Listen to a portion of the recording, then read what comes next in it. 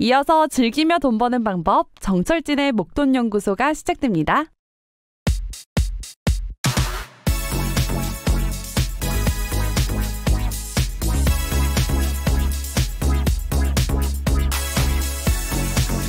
지금 시간에 쫓기고 있다면 모든 투자는 다 망쳤다고 봐야 한다. 우리가 투자를 할 때요, 내 뜻대로 할 수 있는 단 한 가지, 그건 바로 투자 기간이라고 하죠.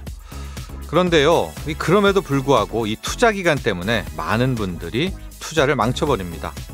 가령 6개월 후에 사용할 전세금으로 주식을 하다가 시간에 쫓겨서 손실을 보고요, 3개월 뒤 무조건 상환할 이 대출금을 좀 더 불리려고 코스닥 종목에 투자했다 문제가 터지곤 합니다. 이렇게 한 번 시간에 쫓기면 끝입니다. 우리가 빚내서 주식하지 말라는 것도 원리금은 매달 따박따박 내야 하지만 수익은 언제 발생할지 모르기에 결국엔 시간에 쫓기게 되기 때문이죠. 여윳돈으로 주식 투자하면 백전백승이라는 옛 어르신의 말씀엔 다 이유가 있었습니다. 자, 느긋한 일요일 점심입니다. 한 번쯤 내 투자금의 시간표를 고민해 볼 필요가 있을 것 같습니다. 9월 26일 목돈연구소를 여는 첫 곡은 바로 이 곡입니다.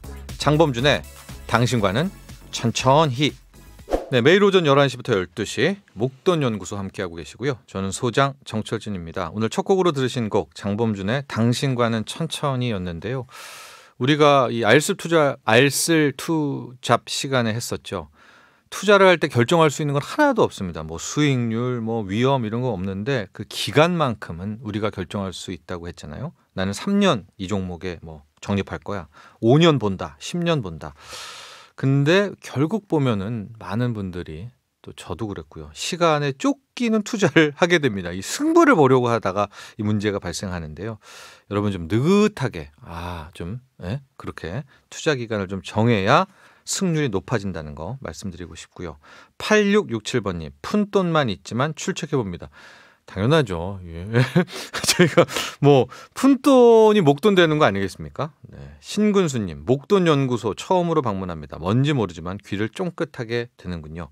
네, 좀 이렇게 하시다 보면은 뭔지 알게 됩니다. 저희가 추구하는 어떤 그 목표, 우리가 가야 할 방향들 조금만 더 함께해 주시면 바로 눈치채실 수 있을 것 같아요. 궁금한 점, 또 전하고 싶은 이야기 모두 환영합니다. 샵 1035, 단문 50원, 장문 100원, 고릴라 유튜브 댓글은 무료고요. 목돈연구소 인별그램도 있습니다. @ SBS 빅머니니까 많이 팔로우 부탁드립니다. 자, 오늘 코너 볼까요? 잠시 후에는 돈 되는 여행 알려주는 머니투어, 매일경제 신익수 기자와 함께하고요. 알아두면 쓸데있는 투자 잡학사전 알쓸투잡, 미래에셋 이상권 전무와 함께합니다. 광고 듣고 오겠습니다.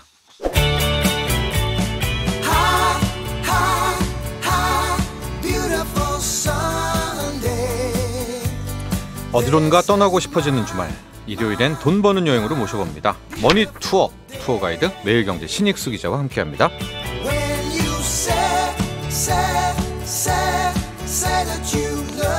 신익수 기자 스튜디오에 나와 계십니다. 안녕하십니까? 네, 안녕하세요. 반갑습니다. 네, 가을이잖아요. 가을입니다. 가을은 여행 기자의 물 들어온 시기다. 네, 그렇죠.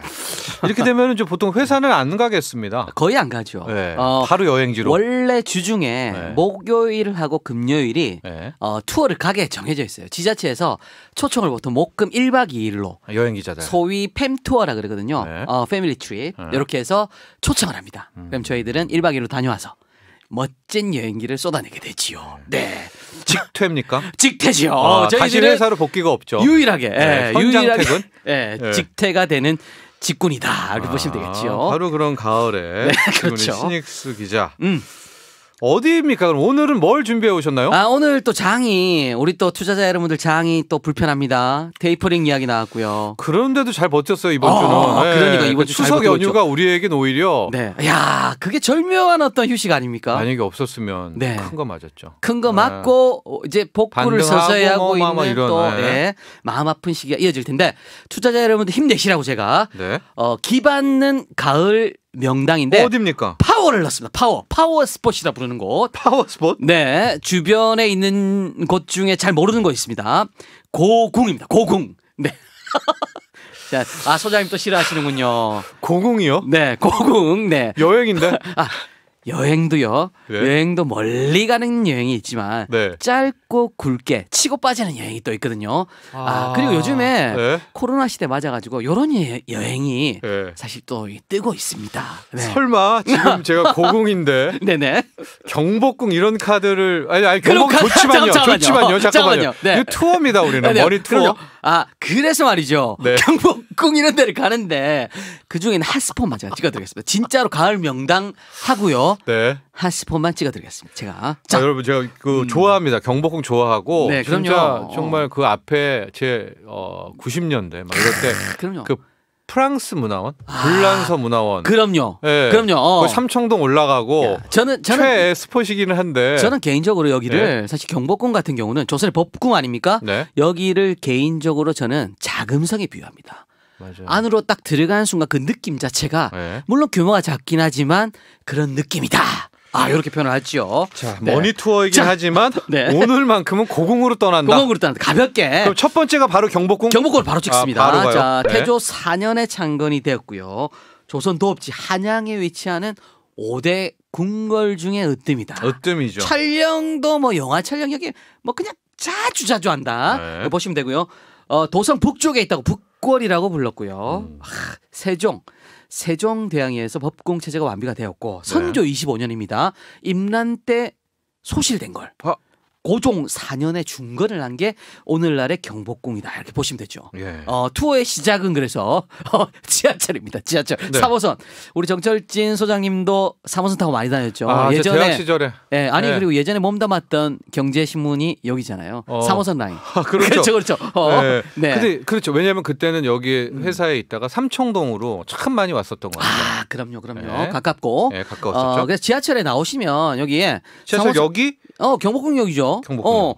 나오시면 바로 있습니다. 이게 무슨 문이 하나에 딱 있는데 버티고 있는데 요게 동그랗게 어른 키만큼 진짜 문처럼 뚝 뚫려 있어요. 네. 그게 불로문이라고 적혀있습니다. 불로? 나오자마자 불로 늙지 않는다 이거죠. 그래서 여기를 많이 지나시고 경복궁 관람을 시작을 하십니다. 그래서 지하철에서 요 불로문을 꼭 지나야 된다. 요 기억을 하시고요. 네. 그다음에 관람요금이 있습니다. 우리 소장님은 네. 내셔야 됩니다. 왜냐하면 만 25세부터 징수거든요. 벌써 따블이죠. 나이가. 네, 그래서 꼭 내셔야 되고요. 가짜 뉴스입니다. 따블이라는 거는 가짜 뉴스고. 매주 화요일 휴무. 이거 중요해요. 화요일 휴무. 화요일 나가시면 못 들어간다. 네. 그래서 이제 가을에 제가 명당을 찍어드린다 그랬잖아요. 가을 최고의 명당 찍어드릴게요. 원래는 우리 청취자 여러분들 경복궁 하면은 경회로 떠올리십니다. 경회로. 네. 호숫가에 쫙 피어있는 그 정자 하나. 경회로인데 가을 명당은요. 안쪽으로 쭉 들어가시면 향원정이라고 하세요. 향원정. 호수 한가운데 동그랗게 좀 자그마한 규모인데 2층짜리 정자가 하나 딱 있거든요. 네. 양쪽으로는 울긋불긋 그냥 이쁜 단풍들이 쫙 도열해 있고요. 그리고 요즘에는 여기 달라진 게 경복궁 들어가시면 아이들 데려가면 정말 좋은데 여기에 VR 체험 나왔어요. VR 이거 몰라요. 이런 안 거는 간지가 지금 몇 저도 년 깜짝 놀랐어요. 돼가지고. 이게 망원경 모양으로 생겼는데 네. 이게 입구 쪽에 있습니다. 입구 쪽에 딱 들어가자마자 흥례문이라고 입구를 흥례문이라고 부르는데 우리가 요 딱 들어가자마자 망원경 같은 게 한 서너 개 딱 서 있어요. 여기 쓰는 건 아닌가 봐요. VR이. 보는 거죠. 보는 거. 망원경을 보면 네. 거기에서 이렇게 안에서 VR처럼 뭐가 탁탁탁 튀어나와서 설명합니다. 이게. 네. 그리고 요거는 줄 서서 그냥 보시면 되는 거거든요. 아이들 정말 재밌게 본다. 그리고 그다음 봐야 될 게 향원정은 우리가 이제 가을 명당으로 봤으니까 그다음에 그냥 경복궁의 심장이라 불리는 거 있죠. 근정전이라고. 영화만 보면 왕이 여기 앉아가지고 예전에 여봐라 하면서 업무를 보던 거. 근정전. 네. 근정전은 다 아시는데 근정전의 계단은 모릅니다. 우리 청취자 여러분 요거를 알고 하셔야 되는데 여기가 기의 핫스팟이다. 파워스팟이다. 계단이. 투자자 여러분들 중에 기가 와다 차트가 잘 안 보인다. 이런 분들이 요 계단만 올라다녀도 차트가 딱 보이기 시작하고요. 근데 왜 처음 들었는데요, 저는? 근정전 계단이 파워스팟이라는 근정전 계단이 말이죠. 이걸 밟고 왕이 지나가면서 힘을 얻은 다음에 안에서 업무를 봐야 된다. 요런 설명이 있었거든요. 여기에 주변으로 계단 주변으로 뭐가 있냐면 거북이 있습니다. 그리고 용이 있고요. 봉황이 있고요. 3대 영물들 아닙니까? 영물들. 그리고 그 옆쪽으로 계단 가운데에 기린이라는 게 있습니다. 기린. 기린이요? 먹긴 기린? 아니 잠깐만요. 먹긴 기린이 아니고요, 청취자 여러분들. 네. 지금 아마 우리 또 PD님께서 시교라 보시면 영상에다 띄워주실 텐데 네. 영물입니다. 불에 둘러싸여 있는데 짐승은 다른 짐승들을 해하지 않는 영물인데 그 외 경복궁 앞쪽에 보면 해태라고 있잖아요. 네. 얘들 닮은 애들이에요. 그래가지고 수컷을 기라 부르고요. 네. 암컷을 릴이라 부릅니다. 계단 사이로 이렇게 딱 놓여져 있거든요. 기린은 아니네요. 기린 아니죠. 기린은 그럼요. 아니에요. 먹긴 기린 아니고요. 네. 그다음에 요거 이제 딱 투어하시고 난 뒤에 우리 소장님도 잘 모르십니다. 옆쪽으로 가시면요. 경복궁 옆쪽으로 가면 민속박물관이 있습니다. 그래요? 민속박물관. 네. 드러나봤나. 여기 가시면 응팔 7080 시대로 백투더 퓨처하는 거죠. 왜요? 그래서 여기가 민속이잖아요. 네. 7080 때 그 명물들이 있어요.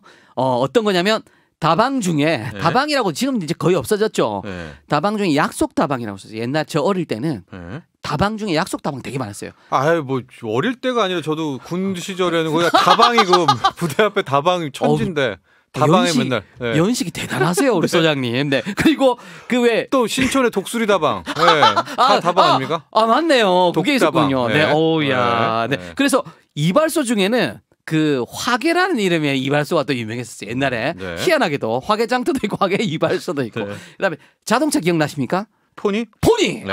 이 포니의 원형 그대로의 차가 여기에 또 완비가 됐거든요. 네. 그래서 같이 구경하시면서 시간 여행도 한번 하고 네. 나오시면 완벽한 또 여행. 제가 강추합니다. 왜냐하면 이제 투어 때문에 제가 그랬었지. 경복궁은 그 네. 입장료도 뭐 그럼요. 싸고요. 거기 네. 들어가면 정말 연인끼리는 네. 사랑이 샘솟죠. 내셨어요. 네. 사랑이 샘솟습니다. 네. 사랑이 25세 샘솟고 이상은 내셔야 된다. 하고 경복궁에 그 다음에 삼청동길까지 그럼요. 여기까지 이어지죠. 이어지면 여기서 사랑은 완성된다.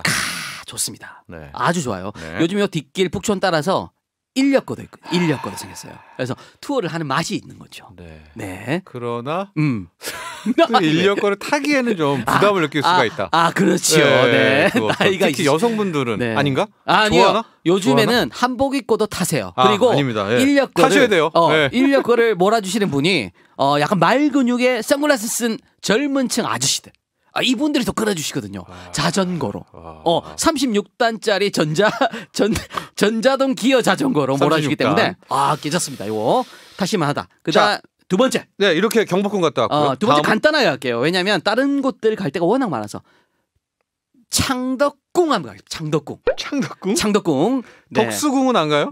덕수궁은 조금 이따 갈게요. 조금 이따? 왜냐하면 몰아서 가야 됩니다. 그래. 창덕궁 여기는 원래 투어로는 가을에 후궁 투어 해야죠. 후궁 투어.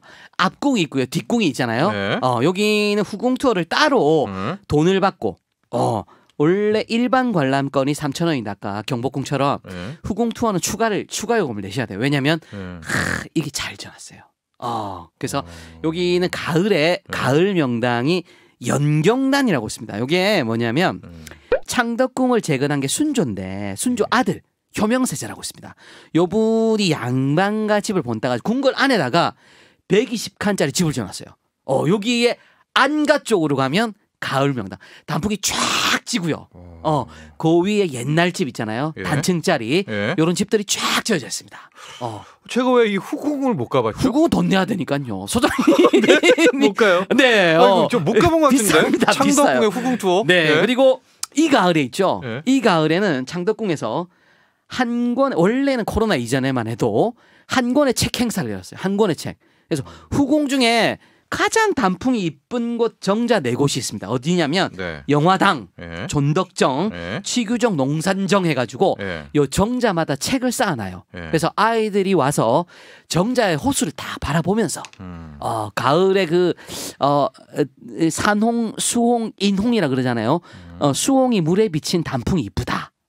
그 붉은 빛이 얼굴을 비춘다 그래서 인홍이라고. 맞습니다. 인홍이라 부르는데 맞습니다. 인홍으로 책을 읽으면서 예. 인홍이 되는 그 멋진 풍광 즐길 수 있죠. 근데 지금은 좀 안 되나요? 지금은 코로나 때문에 잠깐 행사는 중단하고 있거든요. 그러나 후궁 아쉽지만 투어는 되죠. 후궁 투어는 됩니다. 후궁 투어는 돼요. 그래서 예. 후궁 한번 보시고 예. 나오시면 되겠습니다.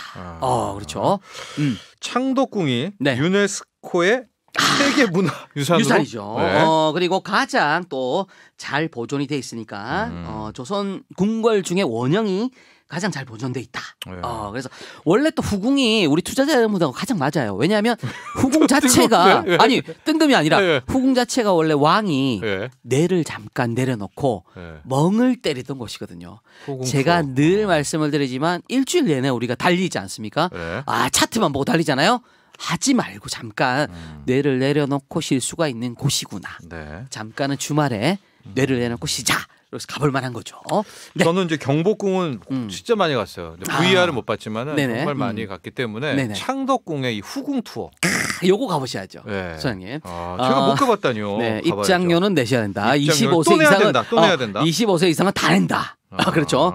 저는 낸 기억이 별로 없습니다. 아직도 어리지요. 네, 알겠습니다. 그리고 덕수궁 가죠. 덕수궁. 자, 덕수궁은 실은 이거죠. 야간. 그럼요.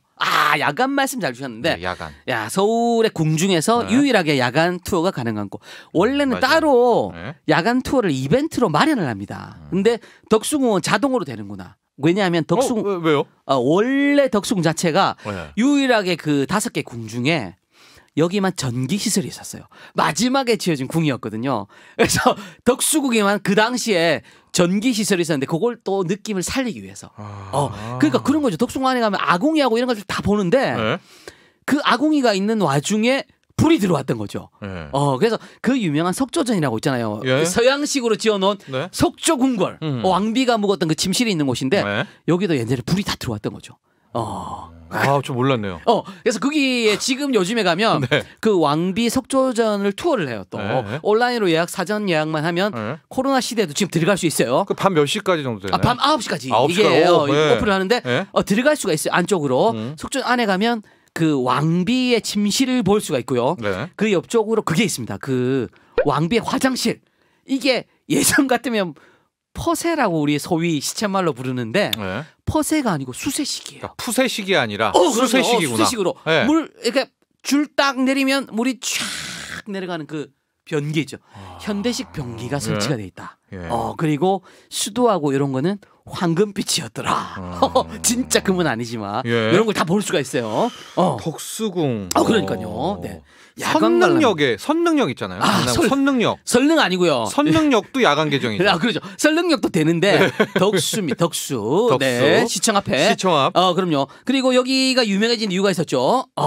거기에 입구에 덕수궁 입구에 대한문이라고 써 있는데 대한문 한자로 그 앞에서 범 내려온다. 이날치 밴드가 범 내려온다라는 노래를 부르면서 뮤직비디오를 찍었는데 여기서 퍼포먼스를 하면서 찍었던 그 핫스폿이 바로 대한문 덕수궁 앞이다. 이렇게 기억을 해주시면 되겠죠.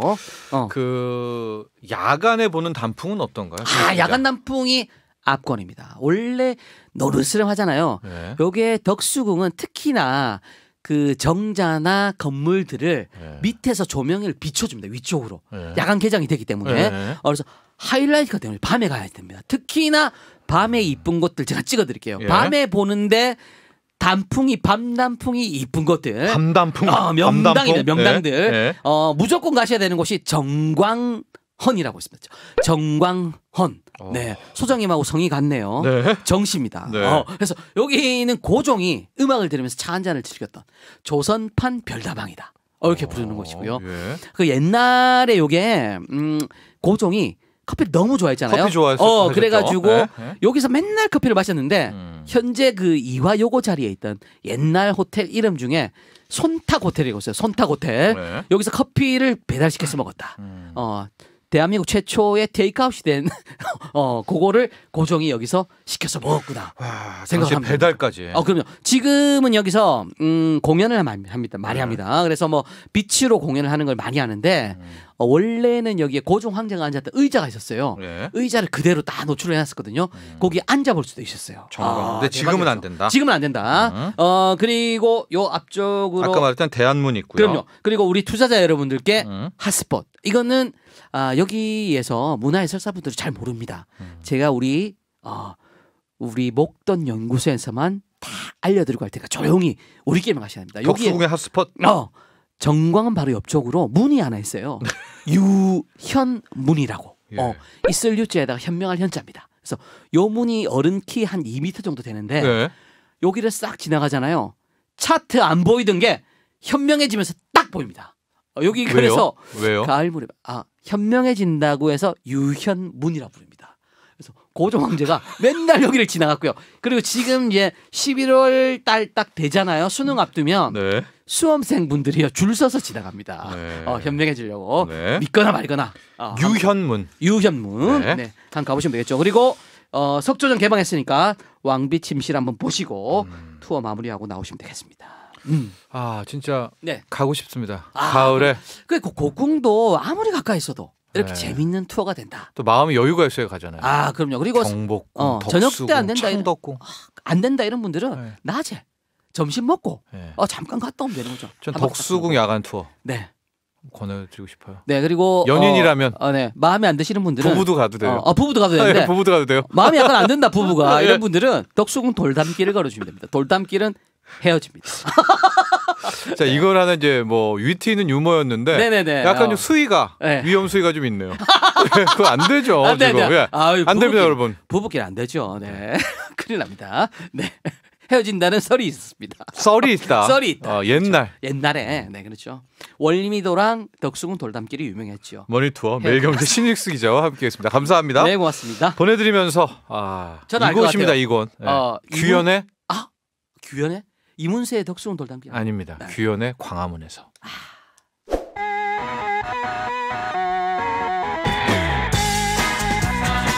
투자를 할 때도요. 이런저런 다양한 지식이 큰 도움이 됩니다. 알아두면 언젠가는 쓸데있는 투자 잡학 사전 알쓸투잡 미래에셋 이상권 정보와 함께합니다. 안녕하십니까? 예, 반갑습니다. 네, 추석 연휴는 잘 보내셨죠? 이번 추석 연휴는 그냥 말 그대로 직폭했습니다. 아무것도 안 하셨습니까? 예, 밥은 먹었죠. 그래도 강아지 산책은 도맡아서 하시지 않습니까? 안 합니다, 저는. 왜요? 예, 저는 그냥 혼자 걷는 걸 좋아하지. 그럼 산책 임무는 누가 맡습니까? 집사람이 하죠. 아, 예, 저는 그냥 혼자 걷는 걸 좋아합니다. 걸을 때만이라도. 저는 이제 강아지가 현재는 이제 없는데 예. 친구들 물어보면 다 어떤 강아지 산책을 저녁 때 이렇게 너 뭐 하냐? 아니, 저는 산책시키고 있어요. 강아지랑 도맡아서 하고 살때 제 있어서. 조건 중에 하나가 예. 그건 안 한다였거든요. 아, 그것만은 내가 안 한다. 예, 저는 그냥 지금 내가 사는 것도 힘들기 때문에 예. 산책까지 못 한다. 혼자 걷겠다. 그러나 서열상으로는 예, 아래다. 강아지보다는 아래다. 현재 밑을 예. 차지하고 계시죠. 3996번님 일요일에 듣는 잡학 상식 덕에 조금씩 덜 무식해지고 있습니다. 감사합니다. 라는 보내주셨고요. 자 오늘도 많은 잡학이지만 쓸데있는 잡학을 전해드려야 됩니다. 예. 어떤 주제입니까? 다이어트와 저축의 공통점 그리고 다이어트와 저축은 왜 이렇게 어려울까 이 얘기를 진화 심리학자들의 좀 분석 결과를 토대로 여러분들에게 소개해드리려고 합니다.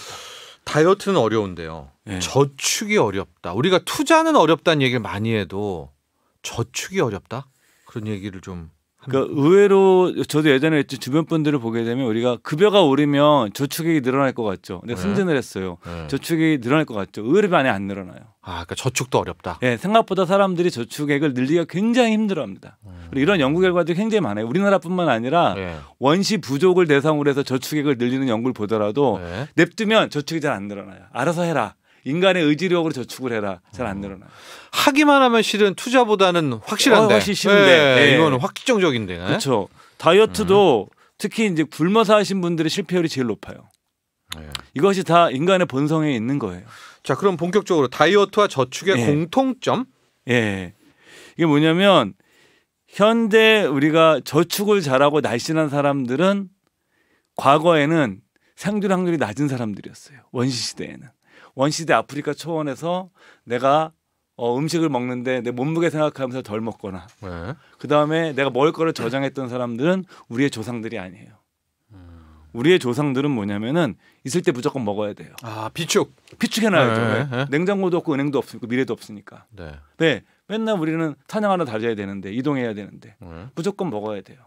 그럼 저축은 본성에 맞는 거 아니에요? 왜냐면 그쵸. 쟁여놓는 거니까. 쟁여놓는 건데 그때 쟁여놓으면 어떻게 돼요? 식량을 안 돼요? 되죠. 썩자 냉장고가 없잖아요. 그러니까 뭐냐면은 먹어 치워야 된다. 먹어치우는 자고 자꾸 있을 때 계속 먹는 사람들이 무조건 돈을 쓰는 사람들이 그들의 우리는 후예들이라는 거예요. 네. 우리는 뭐냐면 몸무게도 탁 줄이고 네. 먹는 것도 줄이고 돈도 아껴 쓰고 막 이런 사람들 후예가 아니라 우리는 있을 때 무조건 먹자. 맛있게 먹자. 최대한 먹고 남는 거는 이웃과 나누자. 이런 사람들이 우리의 조상이었기 때문에 네. 우리 유전자에는 저축 유전자와 몸매를 관리하는 다이어트 유전자는 없는 거예요. 우리가 보통 골프가 어렵다라고 할 때 그게 우리 근육에 반하는 그 스윙이기 때문에 어렵다는 얘기를 많이 하지 않습니까? 그러니까 이 다이어트와 저축도 인간의 우리 DNA와는 이게 반하는 거였네요. 그런 조상들은 지금 다 죽었어요 이미. 우린 그런 조상의 후예들이 아니라는 그럼 우리의 선조 우리는 막 먹는 사람들이 막 쓰는 이런 사람들이 우리의 조상들이었다는 거죠. 우리가 굉장히 재미난 비유 중에 개미와 배짱이 비유가 있어요. 예. 여기서 개미는 여름에 열심히 일해가지고 겨울에 저장해서 풍족하게 살고 배짱이는 여름 내내 노는 거예요. 아니 계속 놀죠. 뭐 봄, 여름, 가을 놀죠. 예. 겨울 되니까는 먹을 게 없어 개미한테 구걸하러 가요. 근데 이거를 보면 이제 사람들이 그러죠. 이거는 배짱이에 대한 너무 잘못된 비난과 오해다. 왜냐면은 개미는 오래 살아요. 여름에 살고 겨울에도 살아요. 배짱이는 여름 한철만 살아요. 겨울에 아예 없어요. 배짱이는. 그러니까 배짱이는 그렇기 때문에 여름 내내 놀고 먹어야 돼요. 그래야 빨리 내가 연애도 하고 결혼을 해서 자기 후손을 남기지. 배짱이가 내가 겨울에 살지도 못하는데 여름 한철 사는 동물이 그 곤충인데 내가 저축을 하면 어떻게 되겠습니까? 그러니까 배짱이가 이런 얘기를 하죠. 가장 잘못된 그 오해를 받고 있는 곤충 중에 하나가 배짱이다라는 거죠. 그러니까 사실은 배짱이는 맞는 존재. 우리 조상이 어찌 보면은 우리 원시 조상들은 배짱이에 가까운 사람들이에요. 왜냐하면 먹을 게 없잖아요. 냉장고도 없고 저장도 못 하고. 근데 사냥에 성공했어요. 그럼 많이 먹어야 돼요. 그러면 먹은 거를 근데 내가 3, 4일 동안 또 사냥 못 할 수도 있잖아요. 굶어야죠. 굶어야 되니까 그거에 대해서 내가 저장을 해야 돼요. 몸에다가 직접. 그렇죠. 몸에 저장하는 거죠. 내가 단백질을 몸에 저장하는 지방의 형태로 몸에다가 저장을 하는 거예요. 그래서 우리가 보면 단식하면 죽을 것 같은 사람들이 여러분들 2달 정도 단식해도 안 죽어요. 그러나 우리 DNA 그런 공포감이 있나 보다. 그렇죠. 네, 마치 안 먹으면 안 되는 거죠. 그래서 이게 뭐냐면은 우리는 몸에 무조건 저장하는 거예요. 그래서 여러분들 막 살찌시는 분들이 나는 원래 그 우리 조상들의 아주 본성에 충실한 사람이구나라고 인정을 딱 하시면 돼요. 그걸 가지고 막 자기를 비하할 필요도 없고. 그럼 막 소비하는 것도 우리 조상입니까? 예, 막 그렇죠. 쓰는 것도? 왜냐하면은 사람들이 그 당시에 우리가 화폐라고 할 만한 것은 우리 현대적 의미 화폐라는 것이 아니라 이 사람들이 저장할 수 있는 화폐는 식량밖에 없잖아요. 그것도 조개나 뭐 이런 거죠. 몸에 해야 조개 돼요. 껍질. 그러니까 그렇지. 마음껏 먹고 써야 돼요. 거기를 내가 먹은 고기를 안 쓰면 안 돼. 어떻게 써요? 내가 먹고 배부르게 먹었어. 나오면 어떻게 해요? 이웃들한테 나눠주죠. 그래야 이들이 나를 좋아해주고 공동체가 유지가 됐을 테니까. 그래서 인간에게는 이타성도 내재가 돼 있는 거거든요. 우리 많은 사람들이 이기심만 얘기하지만 인간은 이기적이면서 이타성이 있는 거예요. 내가 남는 식량을 내가 잡아왔는데 혼자만 먹으면 같은 우리 그룹 멤버들이 나를 나중에 음식 남을 때 주겠어요, 안 주겠어요? 아니 갑자기 떠오르는 게 저축 잘하는 분이 꼭 그런 건 아니지만 짠돌이나 짠순이 분들이 저축을 잘하잖아요. 그렇죠. 그렇죠. 그러니까 우리의 조상은 근데 옛날은 짠돌이 짠순이는 없었네요. 왜? 그렇죠. 그냥 나눠줬으니까. 안 그랬으면 그들은 다 죽었어요 이미. 그런 DNA를 가진 존재들은 이미 죽은 거예요. 생존 확률이 낮으니까. 그래서 뭐냐면은 우리가 생각하는 것처럼 우리가 뭐 이러잖아요. 또 아이들이 뭐 학교 가서 밥 한두 끼 안 먹으면 엄마들 걱정 많이 하시잖아요. 걱정 안 하셔도 돼. 한두 끼 굶고 와도 돼요, 애들. 자, 이상원 전무님. 그렇다면은 우리 DNA와 우리 조상과 우리 인간이란 자체는 많이 먹고 뭐 돈 같은 거 미래 없이 현재 다 쓰는 그런 DNA가 있는데 그럼 어떻게 우리가 이 다이어트에 성공하고 어떻게 저축을 잘하게 되나요? 어떻게 이걸 극복합니까? 그러니까 진화 심리학자들이 권하는 내용들을 제가 몇 가지 정리를 해보게 되면 첫 번째, 돈이 눈에 보이지 않게 해라. 돈이 있으면 무조건 쓴다. 그게 인간의 본성이다. 그래서 저축을 할 때는 돈을 숨기는 방식으로 저축을 해라. 무조건 대표적인 게 자동이체 하는 거죠. 왜? 내 손에 닿기 전에 빠져나가니까. 그래서 내 눈에 숨기는 방식으로 저축하면서 이것을 꺼내기 어렵게 만들어라. 예를 들어 귀찮게. 근데 번거롭게. 그러니까 그래서 우리가 뭐냐면은 뭐 연금저축 계좌라든가 퇴직연금 계좌라든가 청약통장이나 뭐 변액연금 보험이나 ISA 계좌 같은 거 이거 해약하게 하여튼 어려운 거로 가라는 거예요. 결과적으로 내가 뭐냐면 해약하기 쉬운 데 가면은 인간의 본성과 안 맞기 때문에 빨리 찾았을 확률이 높다라는 거예요. 예. 음식도 눈에 보이지 않게 해라. 예, 그것도 이제 제가 또 설명드릴 겁니다. 그래요? 두 번째, 예. 자기 자신을 가난하게 느끼게 만들어라. 이거 지금 저축을 하는 네, 겁니다. 저축하는 겁니다. 예. 왜냐하면 우리가 예를 들어서 내 자신이 가난하다고 느끼게 만들면 과소비 본능이 억제되거든요. 과소비 하시는 분들은 인간적이신 거예요. 그게 나쁜 게 아니에요. 인간적이신 분들이에요, 가장. 그러니까 대표적인 것이 뭐냐면은 현금을 들고 다녀라. 신용카드 쓰지 말고. 왜냐하면 내가 10만 원 들고 나갔는데 10,000원, 20,000원 쓰게 되면 돈이 줄어들잖아요. 네. 내가 점점 가난해지는 것 같아. 막 옆에서 50만 원 막 긁고 있으면 난 가난하네. 그렇죠. 이렇게. 그러니까 사람들이 뭐냐면 현금을 가지고 있으면 오히려 저축액도 늘어나고 소비를 안 하게 된다는 거예요. 이런 연구 결과 많이 있어요, 실제로. 네. 그렇게 하면서 저축을 할 수가 있다. 그래서 저는 특히 여러분들 중에 종잣돈을 모으시는 분들한테 늘 강추드리는 게 종잣돈을 목표한 금액을 모으실 때까지는 뭐 5천이든 1억이든 신용카드 쓰지 마라. 체크카드. 체크카드도 웬만하면 쓰지 마라. 그럼. 체크카드도 괜찮다. 거기까지는 양보. 그렇지만 아예 안 쓰는 게 가장 좋다. 예. 세 번째, 집을 사라. 저축을 잘하는 법이 집을 삽니까? 왜냐하면은 대출을 받으면 집을 살 때 대출 받으시잖아요. 네. 그렇게 되면 내가 어쩔 수 없이 원금과 이자를 갚아 나가야 되기 때문에 강제 저축 효과가 있어요. 강제 저축 효과. 그래서 진화 심리학자들은 집을 사라고 권해요. 왜? 집을 팔기가 어렵잖아요. 까다롭거든요. 복잡하거든요. 거래 비용도 비싸니까 사람들이 그래서 집은 장기적으로 보면 인플레이션 해체할 수 있는 가장 좋은 저축 수단으로 얘기할 수 있는 거예요. 또 주거비가 이게 그쵸. 털어지니까 원리금이랑. 또 요건 우리 정부 정책과 관련된 제가 드리고 싶은 말씀인데 여러분들 중에는 우리나라 같은 경우는 특이하게 전세 제도가 있으니까 월세보다는 전세로 들어가셔야 돼요. 그렇죠. 왜? 전세의 효과 중에 하나가 이 부정적 효과, 긍정적 효과가 있는데 부정적 효과는 뭐냐면 집값이 오를 때 이 갭 투자를 유발시키죠. 갭 투자를 유발시키는 단점이 있어요. 그렇지만 전세를 들어가는 사람의 입장에서 이게 강제 저축 효과가 있어요. 전세금을 내가 올려주게 되면 그렇죠. 아껴 쓰고 모아야 되거든요. 그래서 전세를 사신 분들이 이 전세에 저축 효과가 있는 거예요. 근데 월세로 살게 되면 기본적으로 저축하기가 어려워요. 그래서 뭐냐면은 집을 사거나 전세를 들어가거나 목돈이 들어가는 거를 내가 좀 대출로 너무 심하지만 않으면 들어가는 것 자체가 저축 효과가 있다라는 것 자체가 진화 심리학자들의 연구예요. 여러분 지금 우리가 우리의 이 저축 DNA를 키우는 법, 우리 조상에게 없었던 그 방법을 지금 네 번째 방법은 뭡니까? 이게 중요한 건 마인드인데 우리 돈이 있어야 저축을 하지. 이게 저축을 안 하시는 분들의 공통적인 이유예요. 제 친구도 그렇습니다. 네. 그게 아니라 그럼 맞죠. 돈이 있어야 저축을 하죠. 저축하는 사람들은 뭐냐면 저축을 하고 돈을 써야지입니다. 그러니까 선 저축 후 소비 마인드. 근데 이게 쉽지가 않아요. 그래서 제가 드릴 수 있는 많으면 한꺼번에 내가 저축 오늘부터 많이 해야지. 내가 오늘부터 돈 좀 어마어마 아껴 써야지. 안 돼요. 그러면요. 새해 시작되실 때 어떻게 시작하냐면 올해는 내가 매월 10만 원씩만 더 저축을 해요. 월 단위로. 그렇죠. 그럼 월 10만 원은 내 삶에 거의 표가 안 나요. 딴 걸 조금만 줄이면 10만 원 줄일 수 있어요. 그래서 내가 10만 원을 가지고 연금저축 계좌에 10만 원을 추가 불입하거나 아니면 10만 원짜리 내가 적금을 넣거나 하나 새로 가입하시는 거예요. 그래서 1년에 만개 딱 찾으시죠? 내가 돼요. 그 다음에 그럼 그럼 올해도 내가 10만 원도 한번 올려볼까? 올해는 내가 이제 월급이 안 오르니까 5만 원만 올려볼까? 그래서 점진적으로 올려나가는 식으로 해놓으면 사람들이 저항감이 인간의 본능이 저항을 하지 않아요. 근데 많은 분들이 뭐냐면은 둘 중에 하나예요. 돈 있어요 저축하지 이렇게 하시거나 아니면은 이번에 저축할까 그러니까 다이어트 하듯이 열심히 했는데 안 지켜집니다. 그러니까 너무 또 과도한 액수는 안 된다. 그래서 뭐냐면 목표를 잡을 때 인간의 본능에 맞는 목표를 잡으시려고 그러면 아주 실현 가능한 작은 목표를 기준으로 하셔야 돼요. 그래서 저는 딱 뭐냐면은 월 10만 원이나 20만 원을 늘리는 것은 굉장히 좋은 전략이다. 이거 제가 해봤거든요. 과거에. 효과가 있어요. 실제로. 자, 그래서 우리가 크게 네 가지는 이겁니다. 저축을 하는 방법. 첫 번째, 돈이 눈에 보이지 않게 해라. 자동이체 아니면 해약하기 어려운 상품에 그냥 바로 들어가게. 두 번째, 스스로 가난하게 느끼도록 만들어라. 현금을 갖고 다녀라. 세 번째가 일단 집을 사라. 강제 저축이다. 전세가 더 좋다 월세보다. 하고 네 번째가 월 10만 원이라도 줄여가지고 저축을 하자.